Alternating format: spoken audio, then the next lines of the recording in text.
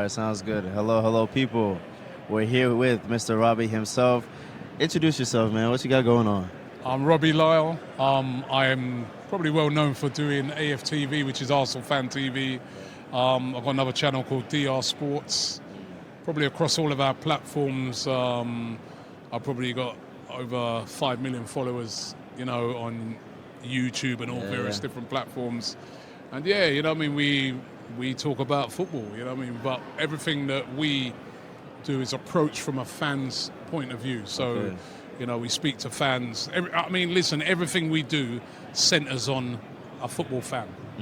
And that's what sort of separates us away from a lot of other platforms. No, that's fair. How's your experience been within growing that platform and being in a space where you're around a lot of other people who are building community as well, within football, within tech, and bringing people together?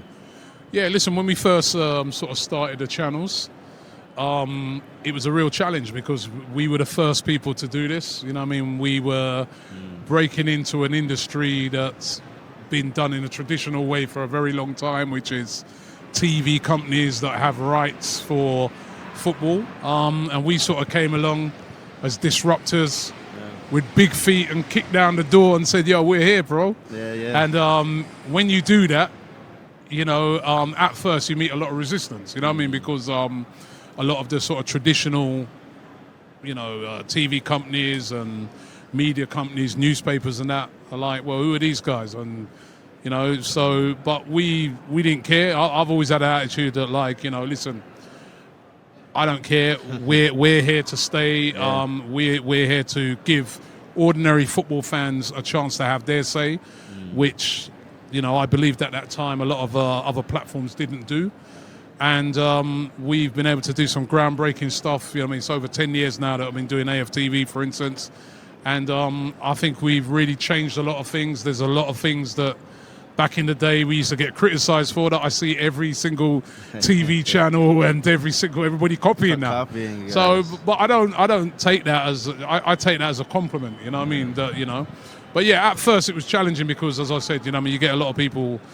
Even industry people saying, well, who are these guys and what are you doing? And, maybe looking down and ridiculing what you're doing. But football's changed so much.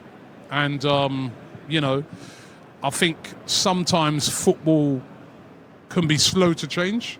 Very slow to change, it's true. And when I say that, changes are happening all around them, but they're still looking to probably do things in the way they've always done it the last 20, 30 years ago, which you just can't do. We're living in an age of technology where things change sometimes every day. Literally. So you've got to adapt with all the changes. That's very true. So I guess I have a question just going off of that. What has been the most affirming moment thus far in your career? Is there a moment that you point to or that you think to often where you're like, okay, in this journey, this has been something that I can think back on and just feel proud in everything that we've been able to do? Do you know what? And this is the honest truth. There's been so many. Right, of course. There's been so many. I mean, I can't pinpoint one because there's been...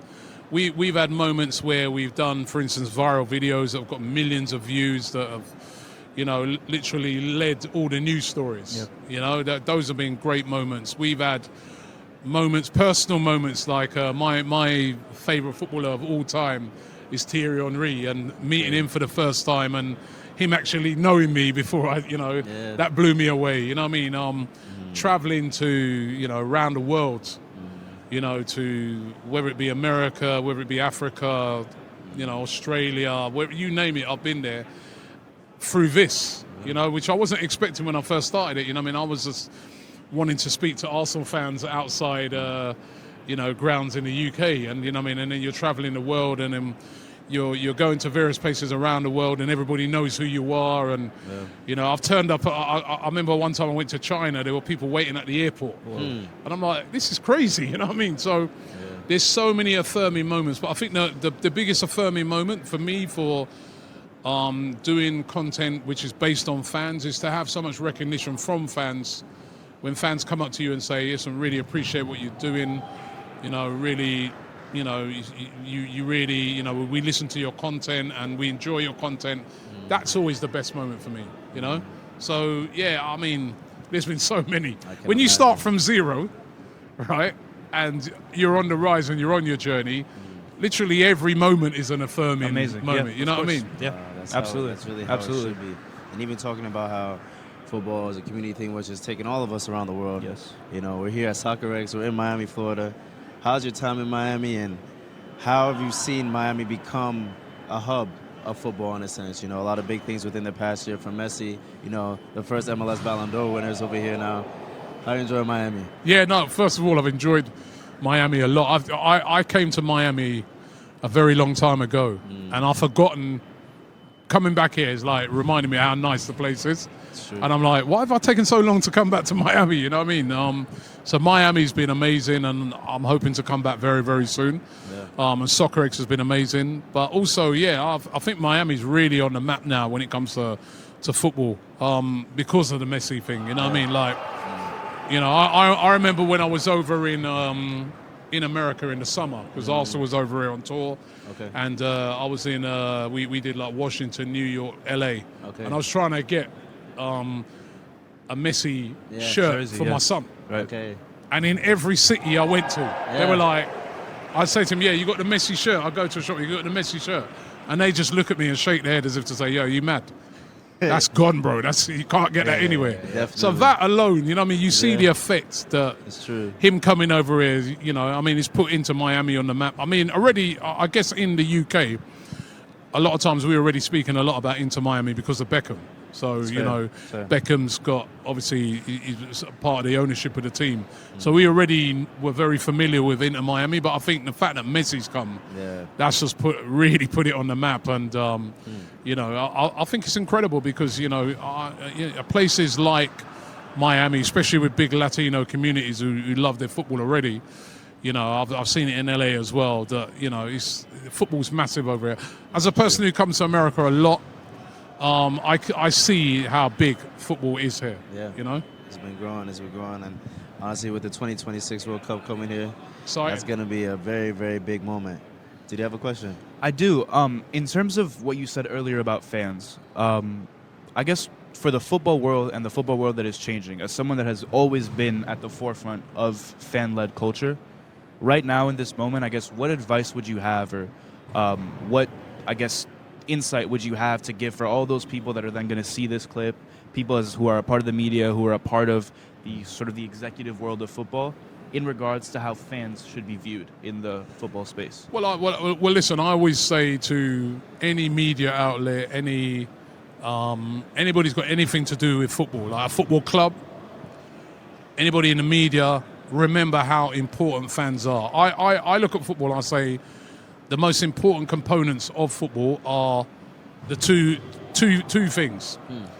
First of all, the players, because without players, you know, you got no game, have you? So the players that we go to watch, and you know, like your Messis and your Thierry Henrys and your Sakas at Arsenal, and that we enjoy watching all the time. That's the number one. Second most important component for me is the fans, because again, without fans, there's no football, and we saw it during COVID. When COVID was on, and they were playing games behind closed doors, Yeah, it wasn't the same. it weren't the same game. You know what I mean? You every single player said it weren't the same. They even had to be doing things like trying to pump through artificial noise of fans, and you know what I mean, the grounds were empty and players were scoring goals, and they were like, it's not the same. So the game is not the same without fans. Everybody saw it during COVID. So respect the fans. It's true. Treat them with the importance that they deserve, which is fans should be respected. You know, if you're going to make decisions like when they were trying to do the Super League in Europe, you've got to consult with fans first. You can't just go behind their back because you're looking to make a load of money and not consult with those fans, right? When fans are coming to a football ground, try and make the experience for them as good as possible. Try and make it as enjoyable as possible for those fans, right? Football clubs, engage with your fans. Don't just get in contact with them when you're trying to sell a shirt. Speak to because these are people that follow your club, you know, week in, week out, year in, year out, and it doesn't matter, you know, whether your club's doing well or your club's doing badly, they're still there in the bad times as well. Facts. Right? Yep. So engage with them. Let them have their opinions. Yeah. Respect their opinions. You know what I mean? It's far too many clubs that try to, they claim to engage with fans, but they only engage with it when it suits them. Right. And in the age that we're living in, with this social media age, where people can talk, and they don't need to go through no news outlet no more. They can talk on their own platforms. Yeah. They will voice their displeasure. So, and just the same way they will voice their pleasure. True, So when you engage with fans, truly engage with fans, Involve and I think that there's still clubs that, for instance, that don't. Oh yeah, we're all for the fans, and get our new shirt. It's £80 out now. You know what I mean? Fans are not stupid. They see through that. So, that would be my advice right now. You know what I mean? And the evidence is there. As I said, we saw during COVID. Yeah. We saw it weren't the same game. Yep. Weren't the same game at all. Agreed. No, that's very true. And even one thing you highlighted is just the fact that technology is a vessel that can be used to involve fans more, and fans also can express themselves and their experience as well. Well, that's it, because now you've got all these platforms, where fans can talk about their club and talk about their experiences and talk about their love of their club. That didn't exist like 15 years ago, you know what I mean? But now you've got so many platforms where people can voice their opinions and talk about it. So, but I always say again, with football clubs, and embrace it. It's a beautiful thing. Yeah. It's a beautiful thing. It's not something to be worried about. It's something, you imagine you're a football club based in England. Yeah. You can talk to your fans in Africa. You can talk to your fans in America. That used to be a very difficult thing to do. It's true. And now you can do that very easily. So embrace it. It's true. That's what we're here for. Don't treat it as something to be worried about. Embrace it. Yeah. No, agreed. And making connections is what we're here for at Soccer X. Do you have any questions? I think the last thing I want to touch on is in terms of how you view the future of football and what you see being, I guess, how this game is going to evolve. A lot of people here are at this event to understand what the next trends will be and what the next things that they should be looking into or putting their focus on should be in regards to football. We've seen technology rise. You've spoken about how fans need to be more valued in the game. But in terms of how football can grow as a more global game, do you see any sort of world where parity becomes more equal, where there becomes more parity, I guess, in terms of football in Africa, football in Asia, and how? Do you have any ideas for how that could work? Yeah, well, listen, I think definitely football is now a global game. Of course. When I first started supporting my team, Arsenal,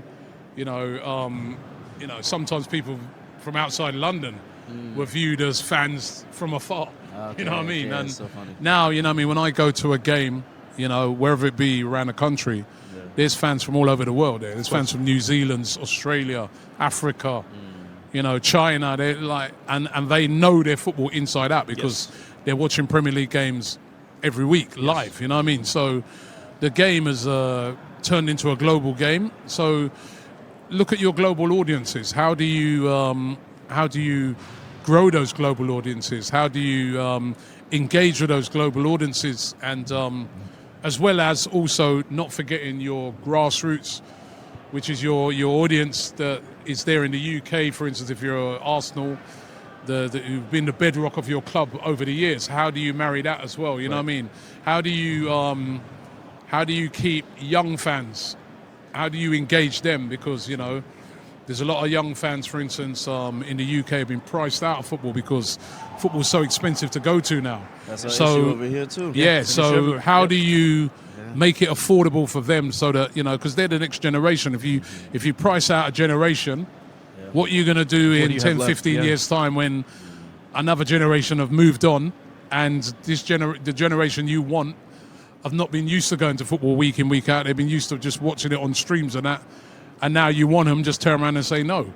So it's about looking after your fans once again. It's all about that. And as you said, embracing technology, because, there's so many, like when I first started doing AFTV, it was predominantly, all of our content was on YouTube, but now there's so many other platforms like TikTok, which is huge. and has changed the way in which we make content, because we make content for YouTube, but we've got to make content for TikTok, and we've got to look at those audiences and what they like and how they consume football. So football's consumed by a lot of people in many different ways.